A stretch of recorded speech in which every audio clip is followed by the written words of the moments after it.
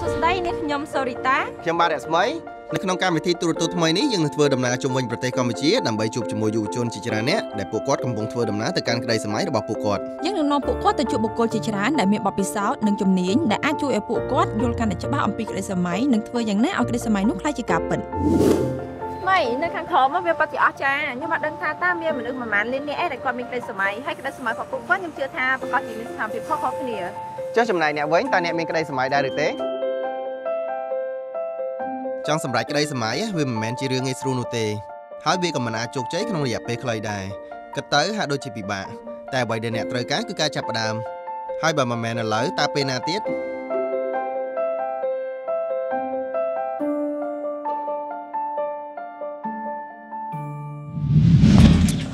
ក្នុងសប្តាហ៍នេះយើងនឹងជួបជាមួយយុវជនម្នាក់នៅភ្នំពេញហើយគាត់មានក្តីសម័យចង់ក្លាយទៅជាអ្នកច្នៃម៉ូដសម្លៀកបំពាក់ដ៏ល្បីមួយរូបស្ដាប់តាមភ្លេងចេញមកអូនមក1 2 3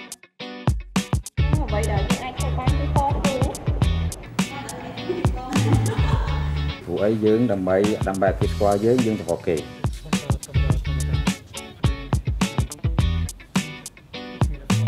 កាន់តែចង់ឈានទៅដល់លើកាន់តែឆាប់ហ្មងណាមានតែមាននេះ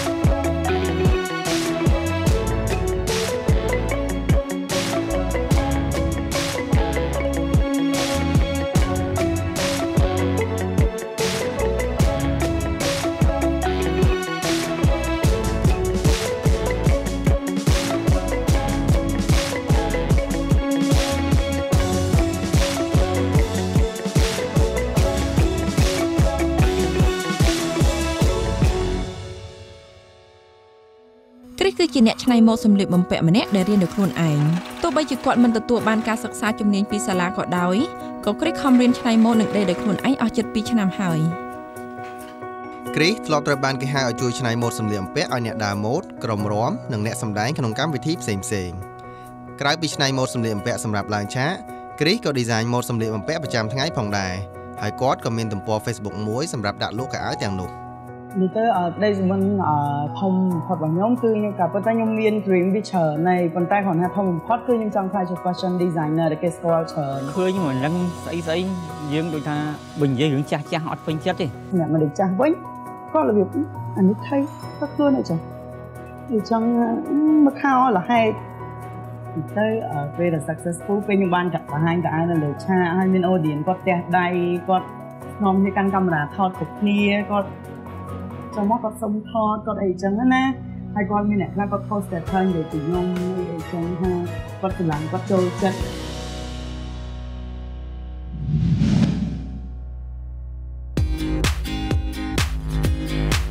បើយើងសម្លឹងមើលពេលបច្ចុប្បន្នវិស័យច្នៃម៉ូដនៅស្រុកខ្មែរក៏ដូចជាមិនទាន់ទូលំទូលាយម៉ានទេត្រូវរីតាបើនិយាយពីអ្នកច្នៃម៉ូដនៅក្នុងស្រុកវិញក៏មានតិចហើយជំនាញហ្នឹងបើរៀននៅសាកលវាមានតម្លៃថ្លៃជាងជំនាញផ្សេងរហូតដល់ 3-4 ដងតែគ្រីគាត់អាចនឹងប្រកួតប្រជែងនៅក្នុងវិស័យនេះបានដែរអត់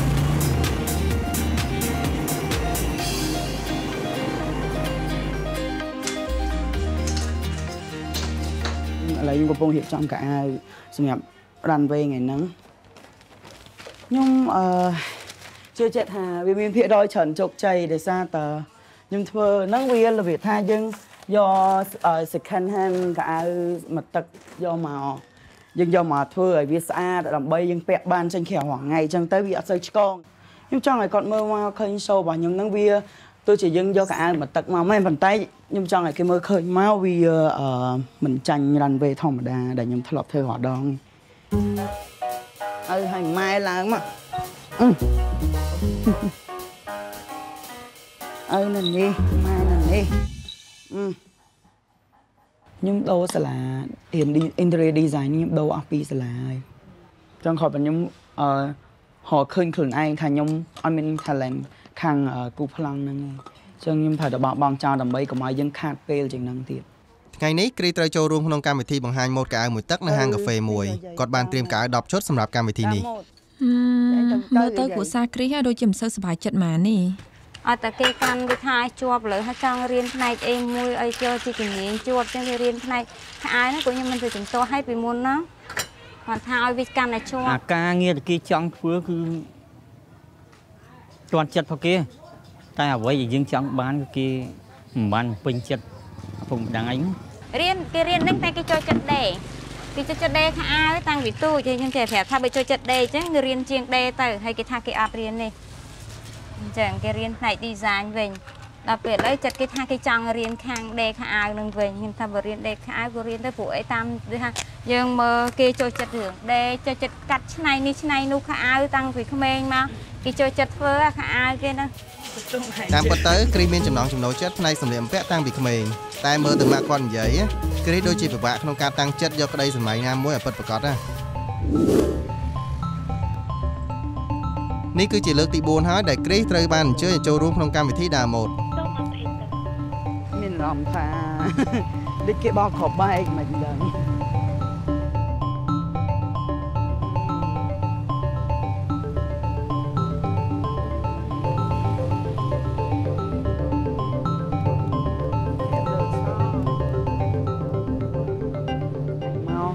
ឥឡូវហ្នឹងមកត្រូវ stand by រៀបចំខ្លួនរៀបចំអីយកទៅមកអត់កើតក៏អត់អីដែរអញភ្លេចនេះរហូតពួកហ្នឹងឡើងអ្នកខ្លះគេរវល់គេអីទៅគេបានមកនឹងចុងក្រោយញ៉ៃបាត់ model បាត់អីអស់នេះខ្ញុំអត់តន់ច្បាស់នេះថាម៉េចមកសល់ដល់ប្រហែលម៉ោងទៀតទេកម្មវិធីនឹងចាប់ផ្ដើមហើយតែមើលទៅដូចជាមានបញ្ហាជិតដល់ម៉ោងហើយគ្រីនៅតែមិនទាន់រកអ្នកដើរម៉ូដគ្រប់ទៀតមើលទៅគ្រីត្រូវដោះស្រាយបញ្ហាជាច្រើនដើម្បីឲ្យកម្មវិធីអាចទៅមុខរួចហ្នឹងហើយគាត់កំពុងតែញាប់ដៃញាប់ជើងទេហើយគេជួយហើយខ្ញុំណាដូចចង់ភ័យជំនួសគាត់មិនទេហ្នឹងហើយការផ្លាស់ប្ដូរភ្លាមរបស់គ្រីធ្វើឲ្យអ្នកគ្រប់គ្នាកាន់តែភ័យពេលយើងឈានយើងស្ដាប់តាមភ្លេងគេឮមានកដងប៉ក់ចឹងណា1 2 3 1 2 1 2 1 2 1 2ចាំមើលតាគ្រីគាត់អាចដោះស្រាយវាបានដល់របៀបណាស្អប់តែពេលប្រញាប់អញ្ចឹងបានហើយតែអញ្ចឹងហើយបើក៏ប៉ិតចង់ឲ្យដើរ2នាក់ផង2នាក់តែឲ្យ model បាត់ខ្លះអញ្ចឹងវាអត់ស្កើអត់ស៊ីគ្នាឯងឥឡូវស្ដាប់ម្ដងទៀតណាយើងដើរទៅដល់មកឥឡូវចេះវាមានពេលយើងចេញទៅដល់កន្លែងនេះផុសមួយហើយទៅដល់នោះផុសមួយទៀតហើយដើរចូលមកវិញអញ្ចឹងណាហើយនេះឥឡូវយល់ទេចាំធ្វើតាមហ្នឹងហើយធីមគ្រីសជាទាំងអស់គ្នា1 2 3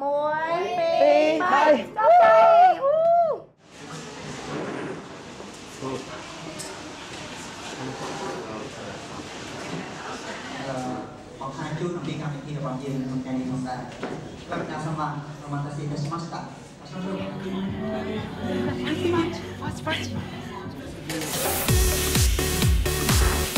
មើលទៅអ្នកទស្សនាមានអារម្មណ៍ថាសប្បាយរីករាយមែនទែនជាមួយការដើរម៉ូដហ្នឹងហើយគ្រីនិងអ្នកដើរម៉ូដរបស់គាត់ក៏សប្បាយដែរការចូលរួមកម្មវិធីបង្ហាញម៉ូដនេះអាចធ្វើឲ្យគេទទួលស្គាល់គ្រីបានច្រើនមែនប៉ុន្តែវានៅឆ្ងាយពីក្តីសម័យរបស់គាត់ទៀតវាលោឆាយក៏ពិតមែនតែកំពេចថាគាត់ក៏ត្រូវរកលុយដែរអញ្ចឹងរីតាគិតមិនទៅខ្ញុំគិតថាបើគ្រីអត់ចង់នៅតែដេកសម្លៀកបំពាក់នៅក្នុងបន្ទប់គេងគាត់ទៀតគាត់គួរតែចាប់ផ្ដើមមានគម្រោងឲ្យបានច្បាស់ពីឥឡូវទៅតើអ្វីទៅដែលគ្រីចង់បានពីការច្នៃម៉ូដ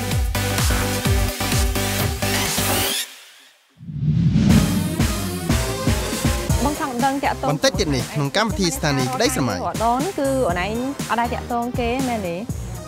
ចឹងអូនឯងគិតថានឹងធ្លាក់មកពីលើមេជីចុះពីឥឡូវទៅមានផែនការមិនទៀតនិយាយផុយនិយាយស្អែកធិននេះស្អែកធិននោះតែធ្វើបាន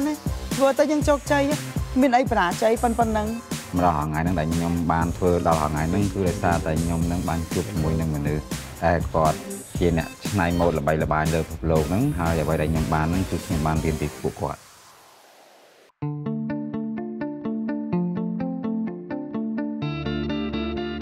មានអារម្មណ៍ថាដូចគេបោកគ្រាប់បែកមិនដឹងក្នុងសប្តាហ៍នេះយើងជួបជាមួយគ្រីដែលគាត់ចង់ក្លាយជាអ្នកច្នៃម៉ូដសម្លៀកបំពាក់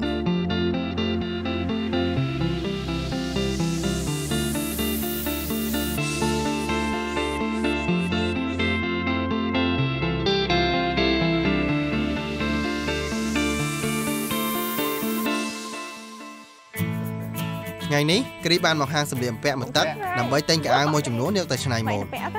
ប៉ុន្តែមើលទៅគាត់ដូចជាមានរឿងច្រើនដែលត្រូវដោះស្រាយពួកយើងក៏ចូលរួមដែរតែចង់ដឹងថាគ្រីគិតយ៉ាងណាចំពោះក្តីស្រមៃរបស់គាត់ហើយមើលទៅតើគាត់អាចរកប្រាក់ចំណូលពីវាបានដែរឬក៏អត់ហើយមកយើងនៅដើរម៉ូដនៅ KE ថ្ងៃមុននិយាយទៅបងសប្បាយថ្ងៃនោះសប្បាយខ្លាំងសប្បាយខ្លាំងណាប៉ុន្តែអ្វីដែលជាការលំបាកផងឯងដែរបន្ទាប់ពីយើងបានវានិយាយទៅវាការលំបាកវាមានតិចមែនតើដោយសារតែខ្ញុំចូលចិត្តស្រាប់ធ្វើអា remake ហ្នឹងវាខ្ញុំចូលចិត្តធ្វើស្រាប់ដល់ពេលអញ្ចឹងទៅវាធ្វើឲ្យយើង process លឿនមែនតើអញ្ចឹងណានិយាយអញ្ចឹងដើរម៉ូដថ្ងៃមុនហ្នឹងបានលុយអត់ផងបងចុះដល់ពេលកៅអៅអញ្ចឹងយកមកយកតាណាឥឡូវនិយាយទៅរាល់ដងត្រឡប់ខ្ញុំយកទៅទុកក្នុងនេះហ្មងបងទុកក្នុងប្រអប់មួយអញ្ចឹងទៅស្ដាប់ដូចកំ pl ែងអូនហេតុអីបានជាយើងឆ្នៃហើយយើងយកទៅទុកចោលក្នុងប្រអប់ព្រោះធម្មតាយើងឆ្នៃកៅអៅដើម្បីយកទៅលក់បានលុយអីមិនអញ្ចឹងនិយាយទៅបើ even រាល់ដងខ្ញុំធ្វើឲ្យបើសិនជាមានគេតាក់តងចង់ជួលចង់លក់អីអាហ្នឹងបានប៉ុន្តែបើលក់អត់បានដោយសារតែខាងDonគាត់អ្នក sponsor តើអ្នកព្រមសាក់ទៅchơiជាមួយគេព្រោះយើងស្ដាយអ្វីដែលយើងបានកែច្នៃហើយយកទៅទុកចោលក្នុងប្រអប់ទៀតអញ្ចឹងណាចុះឥឡូវនិយាយអញ្ចឹងហើយគិតថាមានផែនការចង់និយាយមួយគាត់អត់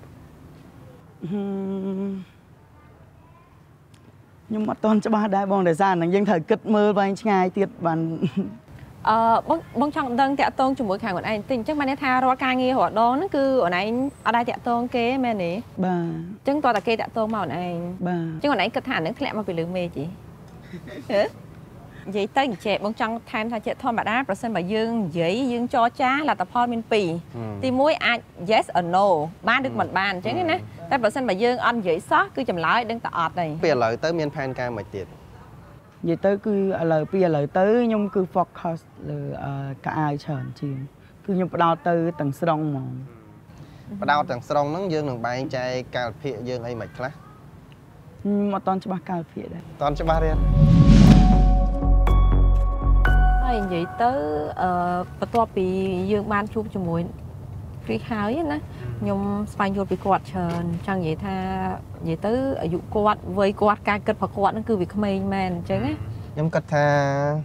ក៏ប៉ុន្តែគាត់មនុស្សមួយដែលឆ្លាតក៏ប៉ុន្តែអ្វីដែលគាត់ខ្វះរៀងដូចជាការតាំងចិត្តរបស់គាត់អត់តន់មុតក៏ប៉ុន្តែគ្រីសដូចជាពេជ្រមិនតន់ឆ្នៃណាក៏ប៉ុន្តែគាត់មានសមត្ថភាពហើយតែគាត់ត្រូវការអ្នកណែនាំបន្ថែមហើយខ្លួនឯងក៏ត្រូវជួយខ្លួនឯងបានច្រើនជាងលើស្តុបហ្នឹងណាឥឡូវដល់ពេលដែលគ្រីសត្រូវសាកល្បងអ្វីដែលគាត់មិនធ្លាប់ធ្វើពីមុនមករីតាមិនដែរខ្លាចពួកអត់មាននឹងអីទៅខ្លាចថ្ងៃនេះយើងនាំគ្រីសមកហាត់ប្រាណដើម្បីបញ្ចេញយើងបន្តិចសង្ឃឹមថាគាត់អាចគិតបានច្បាស់លាស់ជាងមុនបន្ទាប់ពីលំហាត់មួយនេះចាថ្ងៃនេះគឺការតែផ្លាយទៀតគឺយើងនឹងនាំគ្រីសឡើងទៅលើជញ្ជាំងទាំងអស់គ្នាដើម្បីដឹងថាតើការឡើងជញ្ជាំងដើម្បីទៅរកភាពជោគជ័យហ្នឹងតើវាលំបាកដល់កម្រិតណាយើងអាចសាកមើលទាំងអស់គ្នា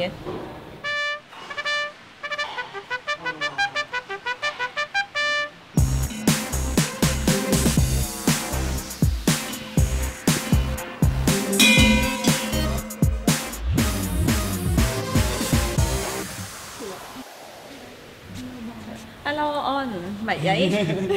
រួចរាល់នេះបានដឹងថាយើងមកធ្វើអីគេអត់ដឹងទេអូខេឡើងជាងប៉ុន្តែមកនេះគឺមិនមែនមក fashion design ទេមិនមែន design នេះឃើញជាងទេណា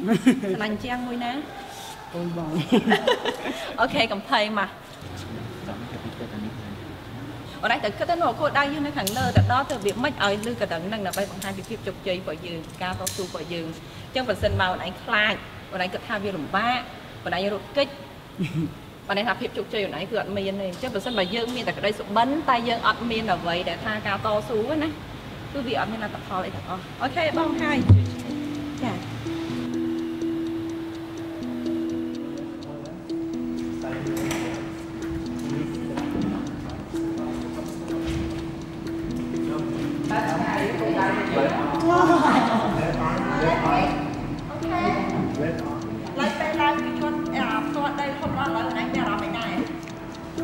អត់អីបង ធម្មតាcòn là vì họ có đây là đangអូខេសារៈសិនក៏បានដែរហើយបន្តមកទៅភាសាទៀតណាពេលខ្លះយើងខ្លាចខ្ពស់ប៉ុន្តែឡើងភ្នំមានន័យថាយើងបង្ហាត់ចិត្តយើងដើម្បីក្លាហានដើម្បីសម្រេចគោលបំណងរបស់យើងអូខេតាអូខេចាប់ហ្នឹងអូខេហ្នឹងអូខេមួយដល់ហើយមួយទៀតដល់មែនទេមកនិយាយទៅបើភាពធៀបទៅច្រើនវាច្រើនខ្លាំងដូចថាទី1គ្រាន់តែវាដូចជាត្រីមយើងអញ្ចឹងពេលដែលយើងស្រឡឹងមើលទៅវាដូចអត់មានឆ្ងាយទេនៅចិត្តហ្នឹងអញ្ចឹងដូចដែលយើងស្រឡឹងមើលទៅចំកពូលរបស់នេះហ្នឹងអញ្ចឹងណាយើងស្រឡឹងមើលទៅដល់កពូលវាយើងគិតថាអត់ឆ្ងាយទេស្រួលទេប៉ុន្តែពេលយើងឡើងខ្លួនឯងមិនដឹងហើយវាពិបាកខ្លាំងវាមានច្រើនដំណាក់កាលហើយដំណាក់កាលក៏អញ្ចឹងណាយើងប្រៀបធៀបបានថាដំណាក់កាលទី1ទី2ហ្នឹងវាដូចពេលដែលយើង set plan អញ្ចឹងនិយាយផុយនិយាយស្អែកធិននេះស្អែកធិននោះតែធ្វើបានទេធ្វើទៅយើងជោគជ័យមានអីបរាជ័យប៉ុណ្ណឹងគង់មានគេចេះមានគេចោះដល់ពេលទីដល់ដំណាក់កាលទី3ទី4ពេលហ្នឹងហើយវាដូចពេលដែលយើងកំពុងចាប់ដើមចេញអនុវត្តផ្ទាល់វារបៀបថាចាប់ដើមមានឧបសគ្គតិចតួចហត់ចង់ឈប់បន្តិចចង់តបន្តិចចង់អីចឹងហើយតែនៅតែយើងនៅតែទៅបានដោយសារវាអត់តលំបាកខ្លាំងអាហ្នឹងវាប្រៀបទៅវាដូចជាពេលដែលយើងកំពុងតែយើងទៅ save plan ហើយយើងចាប់ដើមអនុវត្តបានបន្តិចទៅអញ្ចឹងណាវាចាប់ដើមជួបឧបសគ្គបន្តិចហើយដល់ពេលលេងឡើងដល់ទី5ទី6កាន់តែខ្លាំងទៅស្ទើរតយើងអត់មានកម្លាំងចិត្តនឹងឡើងតទៅមុខទៀតវាដូចតែពេលយើងជួបឧបសគ្គពេលដែលយើងធ្វើការអញ្ចឹងវាក៏ជួបឧបសគ្គរបៀបអញ្ចឹងដែរត្រូវអីគ្រីពេលខ្លះក្តីសម័យរបស់យើងមើលទៅដូចចិត្តបកោអញ្ចឹងតែបើយើងប្រហែសខ្លួនតែបន្តិចហើយអត់តស៊ូទេយើងអាចនឹងបាត់បង់ឱកាសជោគជ័យហើយត្រូវចាំថាបើចង់ឡើងដល់កំពូលណាទាល់តែកុំខ្លាចខ្ពស់គ្រីនិយាយថាការធ្វើគម្រោងគឺសំខាន់សម្រាប់ការសម្រេចក្តីស្រមៃប៉ុន្តែគាត់មិនច្បាស់ថាត្រូវដើរផ្លូវណានៅឡើយទេយើងបានណាត់ឲ្យគ្រីជួបជាមួយនឹងអ្នកដែលមានបទពិសោធន៍មួយរូបនៅក្នុងវិស័យច្នៃម៉ូដនៅកម្ពុជាសង្ឃឹមថាគ្រីនឹងអាចរៀនពីគាត់បានច្រើនព្រោះដំបូងគាត់ក៏ចាប់ផ្ដើមដូចគ្រីដែរនិយាយដោយស្មោះត្រង់ទៅគឺខ្ញុំអត់មានសញ្ញាបត្រខាងច្នៃសម្ភារៈច្នៃម៉ូដសម្ភារៈតែហ្នឹងទេម្ដងថ្ងៃហ្នឹងដែលខ្ញុំបានធ្វើដល់ថ្ងៃហ្នឹងគឺដោយសារតែខ្ញុំនឹងបានជួបជាមួយនឹងមនុស្សដែលគាត់ជាអ្នកច្នៃម៉ូដល្បីល្បាញលើពិភពលោកហ្នឹងហើយអ្វីដែលខ្ញុំបានហ្នឹងគឺខ្ញុំបានរៀនពីពួកគាត់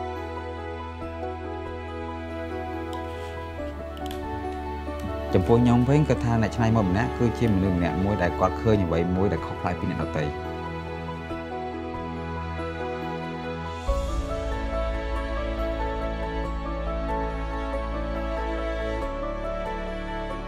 សម្រាប់ខ្ញុំដល់ថ្ងៃហ្នឹងខ្ញុំអាចទទួលស្គាល់ថាខ្ញុំជោគជ័យទេពីព្រោះអ្វីដែលខ្ញុំមានខ្ញុំគិតថាខ្ញុំមកធ្វើការងារនេះមួយខ្ញុំបោះបង់ការងារខ្ញុំពីមុនមកហើយខ្ញុំមកបើកក្រុមហ៊ុនខ្លួនឯងហ្នឹងអ្វីដែលខ្ញុំចង់បានហ្នឹងគឺមិនមែនដើម្បីតែលុយមួយមុខទេ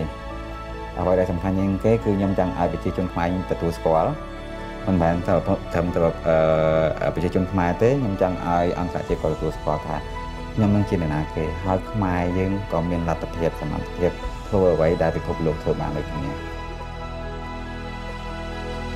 យើងណាត់មួយគ្រីតាំង1ម៉ោងមុនមកដល់ឥឡូវមិនទាន់ឃើញគាត់មកទៀតសំខាន់ថ្ងៃហ្នឹងណាត់មួយអ្នកជំនាញលើកដំបូងទៀតណា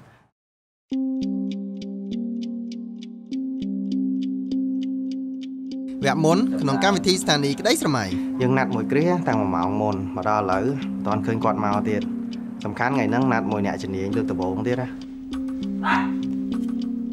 ហើយយូរមែនឡើងហ្នឹងគេឯងបងគេឯងថងតោះលឿនតិចព្រោះខាងយើងត្រូវចាំខាងអ្នកជំនាញគាត់មកចាំយូរហើយដឹងមកជិះហើយមានត្រៀមសំណួរឲ្យសួរគាត់ហ៎អត់តន់ត្រៀមសំណួរទៀតដល់គាត់មក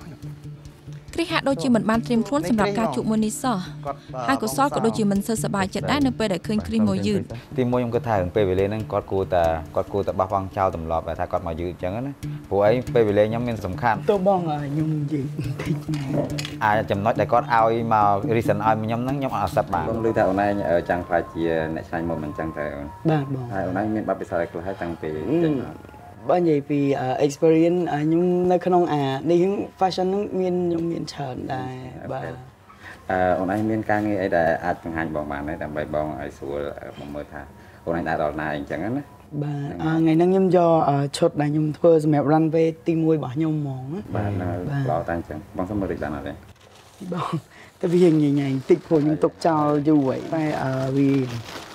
ចង់វាអូខេអត់អីធ្វើពីពេលណាមកខ្ញុំធ្វើប្រហែលជា7 ឆ្នាំហើយ7 ឆ្នាំអ្វីដែលផ្លូវអូនឯងចង់ដើរទៅផ្លូវអនាគតបងអូនឯងចង់ធ្វើអីគេក៏ប៉ុន្តែបើខ្ញុំស្រឡាញ់របៀបជាយើងសម្រាប់ runway របៀបប្លែកខ្លាំងនេះចឹងណាអញ្ចឹងមានន័យថាអូនឯងចង់ធ្វើជារបៀបជា costume designer ឬក៏ធ្វើជា couture អូនឯងដឹងខ្លួនឯងថាអូនឯងចង់ទៅណាព្រោះយើងបងនិយាយចឹងព្រោះអីក្នុងខាងថ្ងៃមុនហ្នឹងយើងមានច្រើនធ្វើម៉េចមុនដំបូងអូនឯងត្រូវស្គាល់ខ្លួនឯងថាយើងជានរណាសិនយើងត្រូវរៀបចំ plan ខ្លួនឯងយើងរៀបចំ plan ដើម្បីយើងដឹងថាយើងដើរដល់ណាថាប៉ុន្តែplan ខ្ញុំអត់សូវរៀបសម្រាប់អានេះច្រើនទេដោយសារតែខ្ញុំអត់សូវមានដូចថាឱកាសសម្រាប់បញ្ចេញសម្រាប់ show មកអញ្ចឹងណាបាទអូនសម័យនេះហ្នឹងមិនមែនសម័យថាយើងនេះទេពីព្រោះអីយើងដើម្បីគេស្គាល់យើងទៅរកគេមិនគេមកយើងទេពីព្រោះអីអ្វីដែលបងធ្លាប់មានបទពិសោធន៍បងនិយាយរួមទៅបងក៏អត់មានសញ្ញាបត្រដែរខាង design ដែរអញ្ចឹងបងចាប់អ្វីដែលមានប៉ុន្តែបងដឹងថាបងចង់បានអីពេលបងចង់បានអីបងរៀបចំ plan ខ្លួនឯង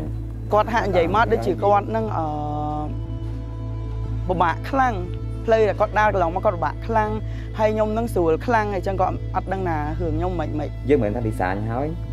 កៅអៅយើងយកទៅទុកក្នុងនេះមិនទុកក្នុងកែទេអូនឯងនិយាយថាអូនឯងដាក់ក្នុងឡាំងហ្នឹងហើយពេលយើង design មិនមែនយើងមោទនភាពមិនមែនដោយសារតែយើងធ្វើ runway ហើយគេក្លាប់ដៃនឹងគេផ្ទះដៃអបអរសាទរយើង runway ហើយដល់ពេលមកកៅអៅយើងកប់នៅក្នុងកែអត់មានទេ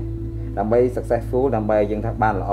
គឺថាគេក្លាប់ឲ្យយើងហើយនៅលើ runway ហើយកៅអៅយើងលក់ចេញទៀតនៅលើទីផ្សារពេលយើង design អ្វីមួយយើងគិតថាអា concept មួយនឹងចេញមកតែមានគេទិញយើងអត់គាត់និយាយលក្ខណៈថាគាត់អត់ដែរដឹងពីរឿងខ្ញុំពីមុនមកមិនខ្លះពីអីចឹងទៅគាត់ sharing experience មួយខ្ញុំមកហាក់ដូចខ្ញុំហ្នឹងអ្នកថ្មីខ្ញុំអត់មាន experience ក្នុងខ្លួនសោះចឹងដូចខ្ញុំអត់ទាន់ឈានជើងឡើង runway មួយសោះចឹងមើលទៅមុខគ្រីហាដូចជាមិនសូវយល់ស្របជាមួយនឹងកុសលទាំងស្រុងទេផ្លេចទៅនេះដូចអានេះអញ្ចឹងខ្ញុំសម្រាប់កវាក៏បងធ្វើតាមនឹងនិយាយរួមធ្វើម៉េចឲ្យគេយកមកពាក់ថានិយាយរួមតាមមើលទៅកុសលចង់ឲ្យគ្រីគិតអំពីទីផ្សាររបស់គាត់សិនមុននឹង design ចេញឲ្យមួយគាត់មិនចង់ឲ្យគ្រីផ្ដោតទៅលើតែការ design មួយមុខទេតែយោបល់មួយនេះមើលទៅគ្រីដូចជាពិបាកទទួលយកបន្តិចធ្វើបានហើយប៉ុន្តែខ្ជិលមែនទេសំខាន់មកពីនិយាយទៅយើងត្រូវបង្កើតទម្លាប់មួយដែលយើងអាចទទួលយកបានកុំឲ្យវាយើងបខំខ្លួនឯងខ្លាំងពេកណាឧទាហរណ៍ថាឥឡូវយើងបខំខ្លួនឯងថ្ងៃហ្នឹង10ម៉ោងធ្វើការ7 8ម៉ោងទៀតហើយងើបមកវិញត្រូវខំប្រឹងធ្វើការអញ្ចឹងមនុស្សយើងអត់អាចតស៊ូបានយូរពេកអញ្ចឹងតែមកផ្លែនេះគេហៅភ្លើងចម្បើងថ្ងៃហ្នឹងចង់ថ្ងៃស្អែកចង់ខាងស្អែកអត់ទេអញ្ចឹងយើងត្រូវបង្កើតទម្លាប់មួយដែលយើងអាចទទួលយកសម្រាប់ខ្លួនឯងបានអញ្ចឹងឧទាហរណ៍ថាហ្នឹងហើយ1ម៉ោងហ្នឹងសម្រាប់ឬមួយស្ដាប់ជំនាញគឺជា schedule ហ្មងមានចំណុចណាគោលដែលយើងចង់ទទួលបានឧទាហរណ៍ថាខែនេះធ្វើមិនឲ្យចេញ collection ហ្នឹងឲ្យបានខែនេះយើងត្រូវរៀន skill នេះឲ្យបានមិនថាចង់ទៅសាលាវិញចង់ទៅរៀនតែចង់ហ្នឹងពេលណាដែលចង់ទៅរៀនមែនតើអាហ្នឹងអត់តន់ច្បាស់បងដោយសារអត់មានពេលមិនបានអត់ច្បាស់ដោយសារម៉ោងដែលខ្ញុំគេងហ្នឹងម៉ោងគេចាប់ផ្ដើមចេញទៅរៀនបាទម៉ោងដែលខ្ញុំងើបគេចេញទៅផ្ទះអស់ខ្ញុំនិយាយតទៅវិញអញ្ចឹងមើលថាក៏មានពេលដែរចឹងហើយបើយើងនៅគាត់តាមមានពេលគឺនៅតែមានពេលអញ្ចឹងតែការតាំងចិត្តឯអូនបងឯងតាំងចិត្តទៅហើយទៅហើយបងនិយាយមែនត្រូវហើយមនុស្សគ្រប់គ្នាគឺមានពេល24ម៉ោងដូចតែគ្នាឯងគ្រីត្រូវដឹងថាទេពកោសល្យរបស់គាត់តែមួយមុខគឺមិនអាចកំណត់ភាពជោគជ័យរបស់គាត់បានទេយើងត្រូវតែបែងចែកពេលវេលានិងការរៀបចំផែនការឲ្យបានច្បាស់លាស់បើមិនអញ្ចឹងមិនបានដើរទៅតាន់គេមានអារម្មណ៍ថាទៅជួបគាត់មកហើយគាត់និយាយរួមមើលទៅគាត់ដូចជាមនុស្សសុញគាត់ដូចជាបាក់ទឹកចិត្តមិនដឹងទេប៉ុន្តែខ្ញុំគិតថាពួកបន្ទាប់ពីគាត់ជួបពួកអ្នកខាងជំនាញអញ្ចឹងទៅ ខាងគាត់ advice ឲ្យអញ្ចឹងទៅប្រហែលខ្ញុំគិតថាគាត់នឹងអាច wake up គាត់នឹងដើររហូតទៅតម្រង់ទិសគាត់វិញត្រូវវិញប៉ុន្តែគាត់ត្រូវការរៀនច្រើនទាំងពី technique skill ទាំងពីទៅខ្ញុំគិតថាអ្វីដែលសំខាន់ជាងគេគឺគាត់គួរទៅសាលារៀនអ្វីដែលគាត់ត្រូវខ្វះខាតច្រើនគាត់អត់មានចេតនាចង់បាក់ឬក៏គាត់មិនទេខ្ញុំដឹងតែអញ្ចឹងគាត់ហើយមកសមមិញហ្នឹងដេកហិតកខ្ញុំអញ្ចឹងទាំងបងកសលទាំង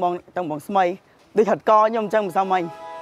បន្ទាប់ពីនាំគ្រីសទៅជួបកសលយើងផ្ដល់ឱកាសឲ្យគ្រីសចំណាយពេលមួយថ្ងៃជាមួយអ្នកច្នៃម៉ូដជនជាតិអង់គ្លេសមួយរូប I'm Chris អេឡែនមានបទពិសោធន៍ច្នៃម៉ូដអស់ជាង30ឆ្នាំហើយលើកនេះអ្នកជំនាញរបស់យើងគាត់នឹងទៅដល់ផ្ទះរបស់គ្រីសហ្មងព្រោះគាត់ចង់ដឹងពីរបៀបធ្វើការរបស់គ្រីសអញ្ចឹងទៅដល់ផ្ទះរបស់គ្រីសហ្មងហ្នឹងហើយកុំខ្លាចមក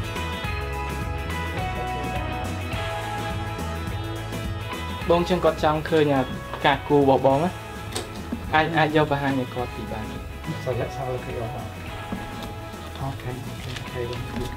So Christopher, the first thing I need to know is what kind of designer you want to be. ចុះបងចង់ design របៀបមិនដែរបងកាលប៉ុន្តែខ្ញុំ design របៀបវាច្រើនប្រភេទយើងនិយាយទៅអាស្រ័យលើអតិថិជនដែលគាត់ចង់បានរបៀបមិនប៉ុន្តែសម្រាប់ runway គឺខ្ញុំចូលចិត្តធ្វើរបៀបជា costume ច្រើនជាងHave anything here that you made? Any clothes that you made yourself? មានតែឯនៅនេះដែលបងធ្វើឯងបងមាន Yes she has Okay. Can we see some clothes that you made? អាចបង្ហាញគាត់ទីបានបងស្មីខាញ់គ្រីដាក់នៅក្នុងប្រអប់ហ៎មានដាក់ក្នុងប្រអប់ណាដាក់ក្នុងថង់ហ្នឹងនេះជាលើកទី2ហើយដែលគ្រីមានឱកាសបង្ហាញស្នាដៃគាត់ទៅអ្នកដែលជោគជ័យនៅក្នុងវិស័យច្នៃម៉ូដដឹងមិនម៉ាទេ Is it this one we're looking at now? Okay, similar. Okay, great. So Christopher, how long did it take you to make this dress? ចំណាយពេលប្រហែលដែរអាចធ្វើរ៉ូបនឹងមួយហ៎បងរ៉ូបនេះចឹងខ្ញុំធ្វើប្រហែលជាមួយល្ងាច Christopher, I think we need to go and look at some fabric. អញ្ចឹងឥឡូវបងអាចទៅផ្សារដើម្បីមើលប្រភេទកណាត់បែបម៉េចសមនឹងប្រភេទម៉ូដរបស់បង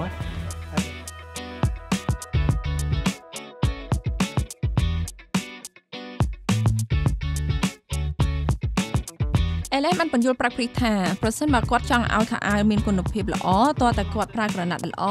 ហើយអាចឲ្យគេពាក់បានអញ្ចឹងឥឡូវនេះអេឡែននាំគ្រីសទៅផ្សារដើម្បីស្វែងយល់ពីសាច់ក្រណាត់ផ្សេងៗសម្រាប់ការ design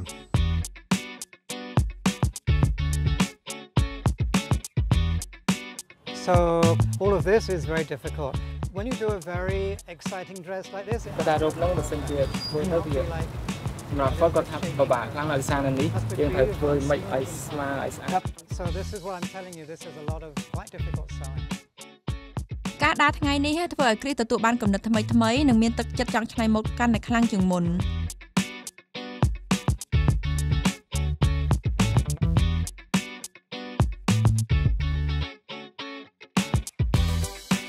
បន្តិចទៀតនេះដល់ពេលដែលអេឡែនធ្វើតេស្តជំនាញដេររបស់គ្រីសហើយអេឡែនគាត់គឺជាអ្នកជំនាញជើងចាស់អញ្ចឹងគាត់ប្រកាសជាចង់បានអ្វីដែលល្អឥតខ្ចោះចាំមើលថាតើគ្រីសគាត់អាចធ្វើបានប៉ុណ្ណា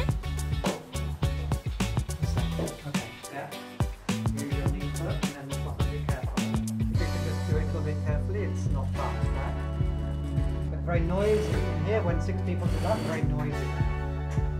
So I'm sewing you a lovely straight line. Check myself. នេះ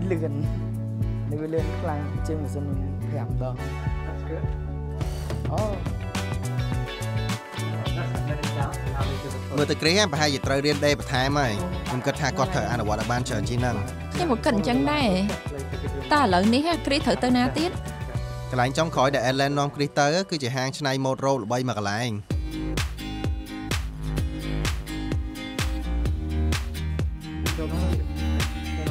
គិតថាហាងមួយនេះប្រហែលជាត្រូវចិត្តគ្រីសហើយព្រោះគាត់កំពុងតែត្រូវច្នៃម៉ូដរ៉ូបការឲ្យបងជីដូនមួយគាត់នៅពេលដែលខ្ញុំបានមកដល់ហាងរបស់ Natasha បានអញ្ចឹង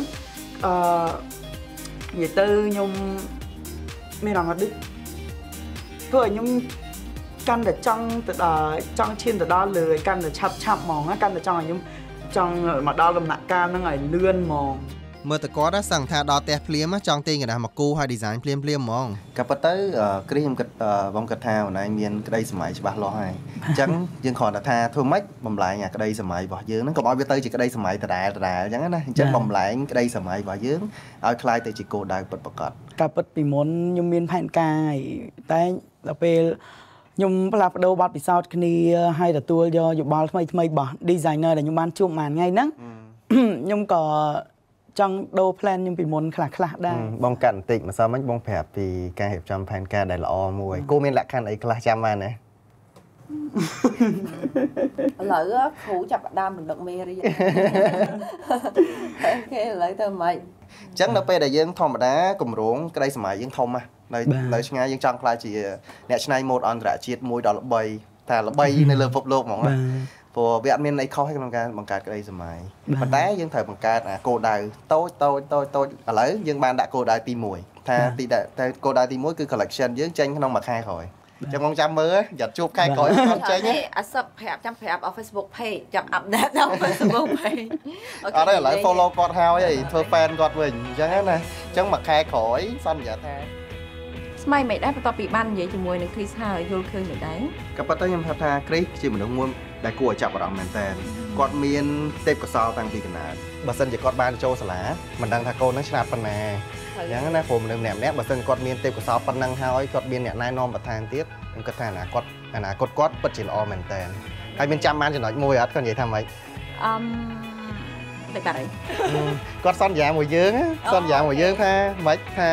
ក្នុងខែក្រោយគាត់ត្រូវចេញអាការច្នៃម៉ូដរបស់គាត់នឹងចេញលក់ហើយយ៉ាហ្នឹងហើយអញ្ចឹងចាំមើលថាតើខែក្រោយគាត់អាចធ្វើវាបានដែរអត់អញ្ចឹងចាំមើលទាំងអស់គ្នាឥ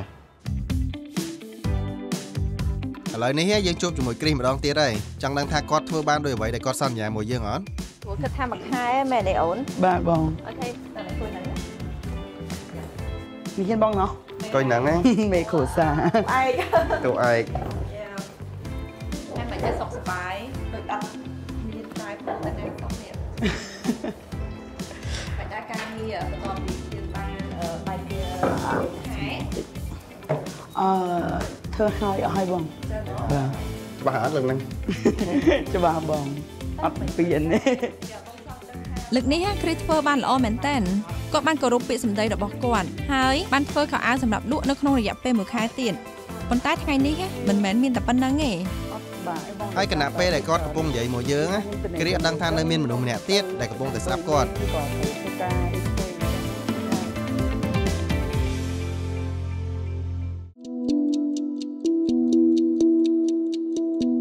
អញ្ចឹងរីតាថ្ងៃហ្នឹងយើងរៀបចំរួចរាល់ហើយសង្ឃឹមថាគ្រីក៏បានរួចរាល់ដែរព្រោះគាត់សន្យាមួយយើងច្រើនដែរហ្នឹងចាំមើលថាតើអ្វីដែលគាត់សន្យាគាត់អាចធ្វើបានដែរហ្នឹងហើយគ្រីពិតជាបានគោរពពាក្យសម្ដីរបស់គាត់ហើយបានកែច្នៃសម្លៀកបំពាក់តាមការកំណត់ហើយមួយរយៈហ្នឹងធ្វើបានប៉ុន្មានឈុតអីដែរខ្ញុំអត់ធ្លាប់ផងបងទៅរៀងច្រើនប៉ុន្តែក្នុងពេលតែមួយនោះយើងរៀបចំគម្រោងឲ្យប៉ាគ្រីស្ដាប់កូនប្រុសរបស់គាត់និយាយពីក្តីសម័យរបស់គាត់នៅពេលដែលគាត់គិតថាគាត់ត្រៀមចិត្តរួចគាត់នឹងដើរទៅជួបគ្រីដោយខ្លួនឯងមានរំពឹងគិតថាយ៉ាងអន់ណាស់មកប្រជុំនឹងបញ្ជូនអ្នកមានគុណនឹងប្រហែលដែរជាសន្យាអត់នឹងទីបាននិយាយឲ្យទៅរួចពីមាត់ខ្ញុំមិនតន់ច្បាស់ដែរតែភាគច្រើនមកពេលជូនគាត់ទៅគាត់អត់សូវចង់ទទួលគាត់ចង់ឲ្យកូនខំហ្នឹងព្រោះសារគាត់ដឹងថាគាត់ចង់ឲ្យទិញមាសចង់ទិញមាសទុកសល់លុយចូលតាក់ទងមួយការរៀបចំពេលវេលាឥឡូវរៀបចំចេញហីបងឥឡូវរៀបមិនខ្លះនិយាយទៅឥឡូវខ្ញុំគេងយប់ធម្មតាតែធ្វើការថ្ងៃដល់ពេលខ្ញុំធ្វើអញ្ចឹងទៅខ្ញុំមានអារម្មណ៍ថាវាចំណេញពេលច្រើនហើយយើងអត់សូវហត់ចុះផែនការពេលណាចូលសាលាពិតប្រាកដចូលសាលាហ្នឹងខ្ញុំអត់ទាន់ប្រកាសថាខែណាគ្រាន់តែដឹងថាឥឡូវហ្នឹងកំពុងខំដើម្បីប្រមូលលេខទៅនេះប៉ុន្តែបើសិនយើងអត់សេតផែនការកំណត់ផែនការច្បាស់លាស់ទេព្រោះ2ឆ្នាំទៀតមិនទាន់បានចូលទេបងអត់ឲ្យផុតឆ្នាំហ្នឹងទេនេះតាមពិតតាក់ទងជាមួយនឹងការសិក្សាបងជឿថាពុកម្ដាយប្រកាសជាចង់ដឹងចង់ឮហ្នឹងខ្ញុំប្រហែល5ម៉ាក់គាត់សួរដែរគាត់សួរថាសាលាមួយណាអញ្ចឹងណាគាត់ support ហ្មងនិយាយទៅបើសិនជាគាត់និយាយថាបើសិនជាខ្ញុំអត់មានសមត្ថភាពគ្រប់គ្រាន់សម្រាប់បង់ថ្លៃរៀនអញ្ចឹង គាត់អាចជួយបាននិយាយទៅម៉ាក់គាត់ទទួលស្គាល់ហើយតាំងពីខ្ញុំមាន event ជាមួយនឹងតារានៅស្រុកខ្មែរ event នៅផ្សេងអញ្ចឹងប៉ុន្តែគ្រាន់តែប៉ាគាត់នៅតែអត់សប្បាយចិត្តអញ្ចឹងគាត់នៅតែគិតថាវាអត់ប្រយោជន៍តាំងដែលកន្លងមកខ្ញុំធ្លាប់រកលុយពីខាងនឹងមកបានច្រើនគាត់នៅតែគិតថាអត់ប្រយោជន៍គាត់អត់មានដែរសួរខ្ញុំថាខ្ញុំសប្បាយចិត្តអត់ដែលខ្ញុំធ្វើអញ្ចឹងហើយវាច្រើនតែម៉ាក់គាត់រៀងយល់គាត់ញ៉ាំជួនកាលអាចថាគាត់ជាមនុស្សស្រីហើយគាត់ថាចិត្តតូនណាបងអាចយល់បានភាគច្រើនសូម្បីតាប៉ាមកតក៏ចឹងដែរចិត្តគាត់រៀងរឹងប៉ុន្តែទៀតពិតទឹកចិត្តគាត់ចង់ឃើញកូនទៅបីកូនធ្វើនៅក្នុងការងារបែបម៉េចក៏ដោយគាត់សង្ឃឹមថាកូននឹងទទួលបានភាពជោគជ័យអញ្ចឹងណាខនដល់ព្យាយាមបញ្ចុះបញ្ចូលប្រាប់គាត់អូខេសុំទោសថ្ងៃនេះរៀងឲ្យណែ surprise បន្តិចពួកអាចអង្គុយតិចណានេះរៀបចំកម្មវិធីជាពិសេសសម្រាប់ឪពុកកូនដើម្បីជួបគ្នាចង់និយាយអីតិចទៅកាន់គាត់នេះគ្រីសខ្ញុំគិតថាអត់ធំព្រោះខ្ញុំអាសាប្រាប់គាត់ដែរគ្រាន់តែគាត់ក៏ចង់ឲ្យខ្ញុំគាត់នៅតែមាននេះចង់ឲ្យខ្ញុំធ្វើអញ្ចឹងតាមចិត្តគាត់ដោយសារតែនិយាយទៅដូចខ្ញុំប្រាប់អញ្ចឹងគាត់ចង់ឲ្យខ្ញុំមានលុយច្រើនព្រោះអ្វីដែលគេធ្វើគឺតាមចិត្តរបស់គេទាំងអស់គេអត់មានភាសាជាមួយយើងទេអញ្ចឹងបានថាក្នុងខ្ញុំអត់ទាន់ហ៊ានធ្វើអីទេខ្ញុំនៅលើផ្លូវហ្នឹងវា2ឆ្នាំហើយខ្ញុំអាចរៀបចំផ្លូវដើរនឹងបានហើយខ្ញុំគ្រាន់តែអត់ចង់ឲ្យគាត់ចង់ឲ្យគាត់មិនចង់អ្នកណាអត់ចង់ឲ្យប៉ាគាត់គិតបារម្ភពីខ្ញុំព្រោះវាមានរឿងច្រើនអូនឯងអូខេទៅបារម្ភតិចអូនណាត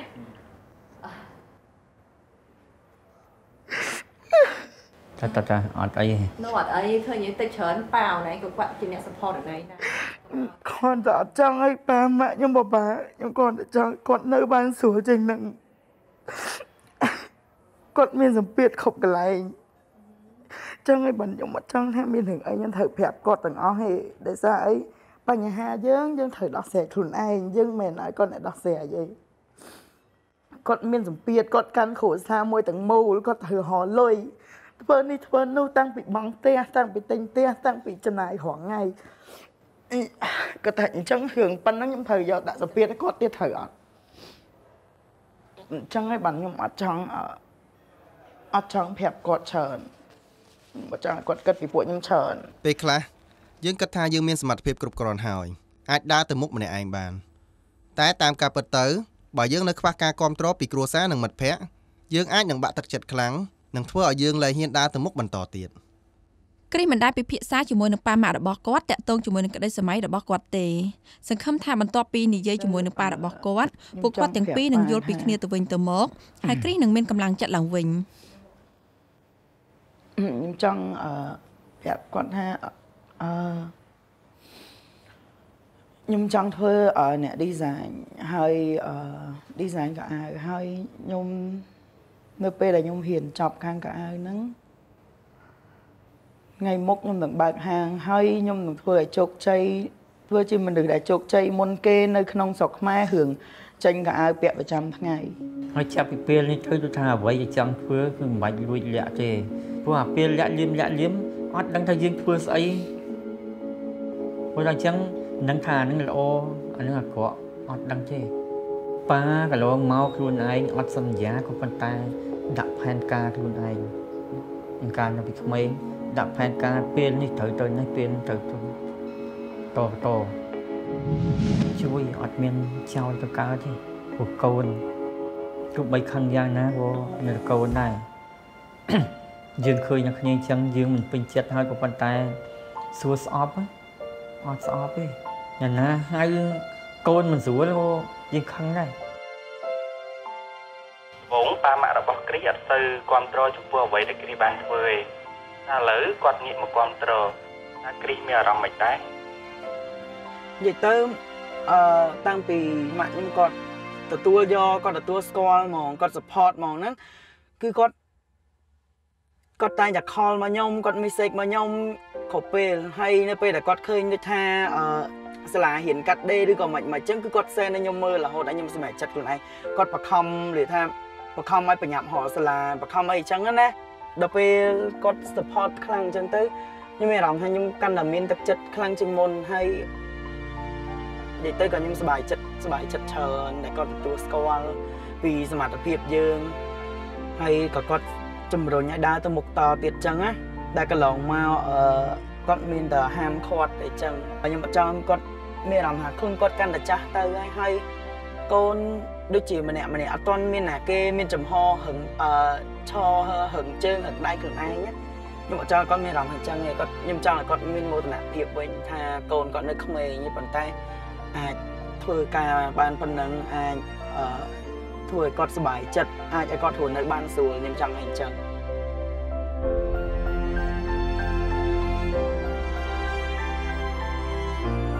នៅក្នុងសង្គមមួយហ្នឹងអញ្ចឹងយើងវាពេលខ្លះយើងអត់មានឈ្មោះបោះសលេងដូចគេយើងអត់ល្បីដូចគេអញ្ចឹងយើងអត់តន់ជោគជ័យទេយើងអត់តន់ធ្វើអីបានជាលទ្ធផលអីមួយដែលល្អឬក៏មិនអញ្ចឹងអ្នកដទៃគេអាចនឹងទទួលស្គាល់យើងបានទេតែនៅពេលដែលយើងជោគជ័យហើយគេអាចនឹងមើលឃើញអញ្ចឹងមានតែខំប្រឹងតអញ្ចឹង